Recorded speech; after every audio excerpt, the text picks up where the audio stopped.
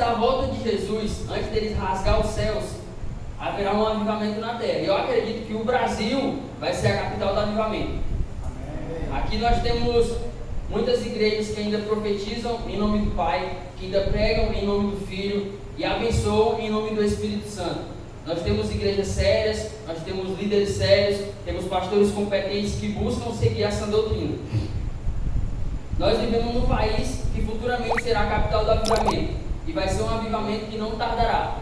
Logo ele começará. E eu acredito que de Imperatriz vai ser do bairro esquecido, que é o bairro do Ouro Verde. Um avivamento vai começar da nossa igreja, que a gente vai falar assim, como é, vai ser igual quando Jesus chegava na frente dos fariseus, eles falavam assim, como que pode vir alguma coisa boa de Nazaré? Vai ser do mesmo jeito, eles vão falar assim, como é que pode acontecer isso num bairro tão esquecido, num bairro tão deixado de lado, e vão ficar assim, bicho, os caras estavam escondidos, ninguém estava vendo, e eles estavam queimando mais que nós. Glória a Deus. Nós temos que estar destinados ao fogo do avivamento, ao fogo de Jesus Cristo. Se vocês voltarem mais um pouco no verso 35, Jesus fala assim, estejam preparados, com o corpo cingido e as lamparinas acesas. Jesus Cristo, Ele quer que, Ele vai vir, vai fazer o avivamento, independente se eu votar, se o ônibus vai dar sorte, isso vai acontecer o avivamento. Agora vai de você se você vai querer fazer parte desse avivamento, se você vai querer ser um dos pilares que vai ser fundamental para esse avivamento. Isso só depende de você. Eu não posso forçar você a fazer parte, eu não posso forçar você a ir para o seu lugar secreto, eu não posso forçar você a fazer nada. Isso só vai depender de você, a fazer parte desse grande avivamento. Quando Jesus fala que estejam com suas lamparinas prontas, como nós acabamos de cantar, uma hora ele vai rasgar os céus, uma hora ele vai vir buscar a igreja. Então, nós devemos sempre estar vigilantes, nós devemos estar sempre preparados. Nós vemos a parábola das 10 virgens, que estavam algumas com suas lamparinas e o azeite sobrando, e outras com somente o que necessitariam para a hora exata que o noivo disse que chegaria. Ah não, mas se ele não chegar eu vou lá e compro. Não, então eu vou aproveitar minha vida. Quando eu ver que está acontecendo um avivamento, eu volto para a igreja, porque eu já sei que vai ter o avivamento de Jesus Cristo voltar. Então eu volto para a igreja quando tiver acontecendo um avivamento. Quando eu comecei a ler sobre o avivamento, eu li vários livros, porque estava dando pleno avivamento, o avivamento do século, e eu me deparei com a história de Billy Graham. Quando eu vi a história de Billy Graham, ele começou, tanto que hoje a casa dele é um marco histórico do cristianismo. Por quê? A escola, outro avivalista, que foi John Wesley, um dia ele disse que estava fazendo uma excursão, e eles foram visitar a casa de Billy Graham, e eles fazendo um tour e tal, passaram no quarto, passaram mostro na sala, a sala de oração de Billy Graham e tudo, e no final do tour, pararam, contaram os alunos, mas está faltando John Wesley. Aí, é ao contrário? Oi, desculpa, meu Deus. Eu troquei aqui o nome. Billy Graham estava fazendo tour na casa de John Wesley. E Billy Graham, quando foram procurar na casa, rodaram tudo, menos no quarto. Aí o professor foi lá e procurou e viu Billy Graham ajoelhado na cama de John Wesley. Aonde John Wesley orava, estavam 2 buracos do joelho dele assim, ó, na cama. E Billy Graham, pequenininho, uma criança, estava lá pedindo, faz de novo, faz de novo. Ele sabia que Deus usaria ele de uma grande forma, mas ele não imaginaria como seria. Hoje nós vemos um dos maiores avivalistas do século, Billy Graham. Arrastou multidões, salvou muitas pessoas, mas ele só aconteceu isso na vida dele porque ele se permitiu queimar. Ele se permitiu fazer parte do que Deus tinha para aquela geração. Em Jeremias 23, verso 29, diz que a palavra de Deus é fogo. Em Ezequiel 4:27, diz que a presença de Deus é envolta pelo fogo. Tem como eu se aproximar do fogo sem me queimar? Tem como eu querer que eu me aqueça, eu querer que eu sinta o calor sem me aproximar do fogo? Não. Não tem como. O maior problema que nós vivemos dentro da nossa igreja no século XXI é a falta de consciência que o cristão necessita do lugar secreto. Esse é um dos maiores maus que nós vemos dentro da igreja. Eu não estou falando do século, dentro da igreja de Cristo, o corpo de Cristo. O corpo de Cristo não está entendendo, não está compreendendo que nós fazemos parte de uma coisa que vai ser tão grandiosa que pessoas vão olhar assim: bicho, eu queria ter feito parte daquilo. Mas nós não estamos tendo consciência de que para isso não é só eu vir para a igreja, não é só eu cultuar, eu necessito, eu preciso do meu lugar secreto. Você pode cantar, você pode adorar, você pode erguer suas mãos aqui na igreja, mas o que vai te fundamentar no Evangelho, o que vai te trazer paz, o que vai te fazer firme na rocha, assim como Pedro, é o seu lugar secreto. Para você permanecer firme, você precisa entender isso, que por mais que uma palavra seja boa no domingo, por mais que um culto de oração seja excelente, por mais que você tenha irmãos que mandem mensagem, você tenha pastores que falem com você, que ajudam quando você precisa, você só vai encontrar refrigério para a sua alma, você só vai encontrar tranquilidade, você só vai encontrar calmaria no seu lugar secreto. Você é responsável pelo fogo que vai queimar. Nós temos que ter consciência que nós necessitamos estar prostrados perante ao Senhor todos os dias da nossa vida. E nós vemos que em Apocalipse que não devemos ser nem quentes, não devemos ser nem não mornos, devemos ser quente ou frio. Porque se você for sujo, que se suje mais, mas se for limpo, que permaneça mais limpo. Então nós devemos entender que se Deus é fogo, a palavra dele é fogo, a presença dele é envolta pelo fogo, nós precisamos estar perto desse fogo para queimar junto com ele. Um dos maiores, hoje eu estava vendo o esboço da palavra de hoje, e novamente eu não ia pregar sobre o avivamento, porque já é uma coisa tipo assim, a minha primeira pregação aqui na igreja foi sobre o avivamento. Eu acho que quase todos eu falo sobre o avivamento. E foi uma coisa tipo assim, que queima no meu coração, para que todos os irmãos, principalmente aqui da remanescente, façam parte do avivamento quando ele surgir. E no sábado e no domingo, quando eu estava preparando, finalizando a pregação, revendo, Deus ministrou no meu coração quando eu estava lendo o livro O Segredo do Lugar Secreto. E foi até o ponto que o pastor fez, alguns dos irmãos compraram, um livro muito bom, muito excelente, que ensina. Eu achava que eu sabia o que era o lugar secreto, porque eu já orava, já lia a Bíblia, e acho que tinha bicho, aqui é meu lugar secreto. Mas eu lendo aquele livro, eu estou fazendo certo. Mas o problema da gente fazer certo, da gente achar que está certo, é porque a gente não tenta melhorar. A gente não busca uma melhoria contínua. Ah não, mas eu já oro, eu leio a Bíblia, eu vou para a igreja, eu dizimo, eu oferto, eu ajudo o irmão se precisar, ainda está faltando coisa.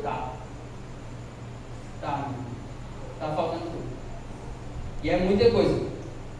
O problema que nós estamos vivendo nas congregações de hoje em dia, que nós vemos congregações sendo fechadas, irmãos saindo da igreja, é que nós estamos vivendo um tempo de lepra espiritual.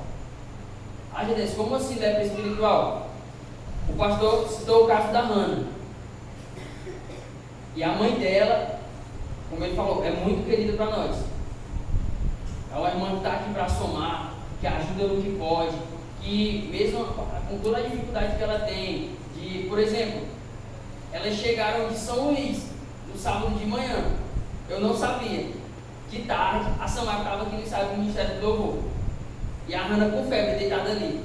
E ela aqui no ensaio do Ministério do Louvor. Eu não sabia, a Mona Lisa me contou. E eu parei um pouco para pensar que às vezes nós pensamos que o que nós estamos passando está difícil. Mas quando nós nos deparamos com pessoas que estão em situações piores, em vez de nós tentarmos ajudar, em vez de nós ir para o nosso lugar secreto, em vez de nós procurarmos ter bicho, será que eu posso ajudar a pessoa? Será que eu mandando uma mensagem, será que ela vai melhorar? Nós necessitamos sair dessa vida de lepra. A lepra, segundo a medicina, é o seguinte: a lepra, a primeira coisa que a pessoa começa a perder é o dedo dos pés, e logo em seguida o dedo das mãos. Por quê? Porque é o seguinte: uma pessoa com lepra, se ela leva uma topada, ela não sente a dor. Ela não sente a lepra. E para o nosso corpo se curar, ele tem que emitir sinal de dor. Se eu me machuco, ele vai emitir diretamente para o meu cérebro que aquilo ali precisa se regenerar, aquilo ali precisa ser curado. Então o meu corpo todo vai trabalhar em volta de uma feridazinha pequenininha. O problema da igreja hoje é que vemos membros com lepras e nós se sentimos superiores. Ou então nós vemos o corpo de Deus vivendo com lepra. Como assim, Gedaías? O corpo de Deus, todos nós somos um corpo, certo? Amém? Amém. Somos o corpo de Cristo.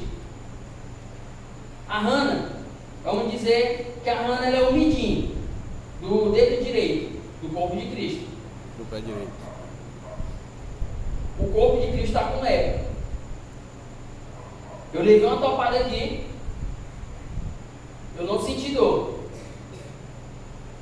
Para vocês entenderem, o corpo de Cristo está com lepra. E quando nós se machucamos, vemos um membro machucado, nós não conseguimos emitir, nós não conseguimos sentir a dor por ele. Nós não conseguimos entender. Nós não conseguimos fazer, bicho, o que eu posso fazer para ajudar essa pessoa? Pô, bicho, bora juntar uma galera aqui, bora fazer uma oração por tal pessoa está necessitando. Para o corpo ser curado, ele necessita da ajuda de todos os membros. Ele necessita, para uma parte do corpo ele ser restaurada, ela necessita da oração, ela necessita do jejum, ela necessita de todos os irmãos em comunhão. Porque se é um corpo, eles estão atrelados. E nós vemos que quando nós não sentimos dor, nós não conseguimos compreender a dor do próximo. Como assim? Se alguém já passou por uma dificuldade, certamente, às vezes, quando nós já passamos por aquela situação, nós não nos prontificamos em ajudar a pessoa. Às vezes nós temos até a solução. E eu não estou falando de dinheiro não, meus irmãos. Eu estou falando de uma palavra, de um abraço, que muitas das vezes nós vemos, por exemplo, pessoas que alcançaram a fama, que hoje estão depressivas. Porque, tipo assim, eram pobres e almejavam ser ricas. Alcançaram a riqueza e não acharam sentido na vida. Porque as pessoas pensam que viver feliz é somente ter dinheiro. Mas viver feliz, meus amados, mesmo sem dinheiro, é viver com Cristo. Amém. Em Provérbios 6, no verso 27 e 28, diz o seguinte: pode alguém colocar fogo no peito sem queimar a roupa? Pode alguém andar sobre brasas sem queimar os pés? Como eu já falei, quando nós nos aproximamos de Deus, nós estamos sujeitos a nos queimar. Quanto mais próximo você está de Deus, quanto mais íntimo você está no seu lugar secreto, mais você vai queimar. Porque quanto mais próximo de Deus, quanto mais íntimo de Deus eu vou estar, mais perto eu quero estar cada vez mais me aprofundar no meu lugar secreto. Nós vemos, por exemplo, João, o Batista. diz o seguinte, em Mateus 11, no verso 7 ao verso 9: Enquanto saíam os discípulos de João, Jesus começou a falar à multidão a respeito de João. O que vocês foram ver no deserto? Um carniço agitado pelo vento? Ou o que foram ver? Um homem vestido de roupas finas? Ora, os que usam roupas finas estão nos palácios reais. Afinal, o que foram ver? Um profeta? Sim, eis que lhes digo, é mais um profeta. O povo, antes de falar, Billy Graham, no livro O Segredo do Lugar Secreto, tem uma história que ele conta a seguinte: no dia 2 de janeiro, eu fui a uma igreja ministrar pelas 11 horas da manhã.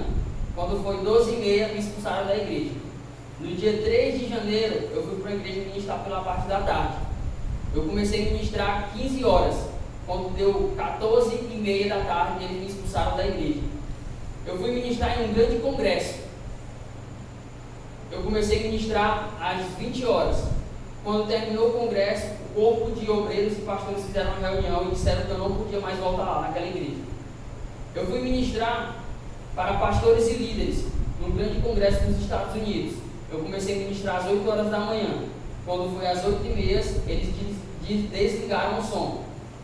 Eu fui para o interior de uma cidade e fui para o meio do milharal e comecei a pregar. E as pessoas da cidade vieram me ouvir. Quando eu parei um pouco para refletir nessa história de Billy Graham, eu lembrei de João Batista. João Batista, Deus mandou, vai para o deserto. Ele foi para o deserto, as pessoas iam até João Batista, não pelo que ele falava. Não era porque ele tinha uma boa eloquência verbal, não era porque ele se vestia bem, não era porque ele tinha algo para oferecer, mas é porque as pessoas viam algo diferente nele. Quem é que vai sair da cidade grande? Que tem um monte de pregador bom, tem uns caras top, que manjam na palavra. Vai para o interior, moço, vi um cara. Pela lógica humana, não faz sentido. Mas nós vemos João Batista, que as pessoas saíam da cidade, da Galileia, de Nazaré, da Ásia, iam para o deserto, para ver e ouvir, porque as pessoas viam que João Batista tinha algo queimando. As pessoas viam que João Batista tinha algo para oferecer que não era dele. O problema que nós temos é que nós queremos oferecer pensando que isso aqui é nosso. É que a palavra pertence a mim, que eu já sei, eu já entendo, eu compreendo, eu tenho o meu momento com Deus, então é minha. Nós temos que ler a Bíblia, como o pastor me introduziu uma vez, que a gente sempre quando vai ler, a gente lê por alto. Valendo, mas a gente tem sempre que ler a Bíblia para a gente mesmo. Porque quando você está lendo a Bíblia está, a boca de Deus, a palavra de Deus, ela está ministrando em você. A palavra de Deus, ela está irradiando você. E nós vemos que o que nos deixa fraco é o pecado. Tem um livro chamado Kryptonita. O pastor me mandou alguns esboços, eu não cheguei a ler ele, mas tem uma seguinte frase que fala o seguinte, que o que nos deixa fraco é o pecado. E ele conta um pouco da história do Superman, que o Superman é forte, é muito top, tá? A galera toda quer ser o Superman, mas ele tem uma fraqueza, que é a Kryptonita. E da mesma forma somos nós. Nós somos fortes quando nós estamos no nosso lugar secreto, quando nós estamos em comunhão com os irmãos, quando nós entendemos que nós necessitamos fazer parte do corpo de Cristo, quando nós precisamos compreender não somente a nossa trajetória, mas a trajetória do irmão, porque o propósito dele às vezes é maior que o seu, e Deus quer usar você para impulsionar outra pessoa, e às vezes por causa do nosso egoísmo nós queremos só para nós. Vocês estão entendendo, meus irmãos? Amém. Já estou finalizando. Antes que você fale para as pessoas sobre o Evangelho de Jesus Cristo, as pessoas necessitam ver que você é um servo de Jesus Cristo. Antes mesmo de você ministrar, antes mesmo de você pregar, antes mesmo de você falar, as pessoas precisam ver Jesus Cristo em você, para que chegue um momento no seu serviço que você nunca falou do amor, nunca falou de Jesus Cristo, o cara vai chegar, bicho, o cara vai chegar em ti e vai falar, cara, eu vi algo diferente em ti. Eu quero conversar contigo. Às vezes no nosso redor, nós somos os únicos cristãos. E em vez de nós procurarmos converter as pessoas, chamarmos as pessoas para o que nós já estamos vivendo, é mais fácil nós irmos para o lado dela, nós nos desviarmos. Porque a falta do lugar secreto é o que desfalece o Espírito Santo. É o que vai removendo aos poucos a presença do Espírito Santo. A falta do lugar secreto é o que vai tirando você aos poucos dos pés de Jesus Cristo. E que nessa noite os irmãos venham compreender que nós, como o corpo de Cristo, nós necessitamos, nós precisamos, assim como nós precisamos comer, assim como nós precisamos beber, nós necessitamos estar no nosso lugar secreto constantemente.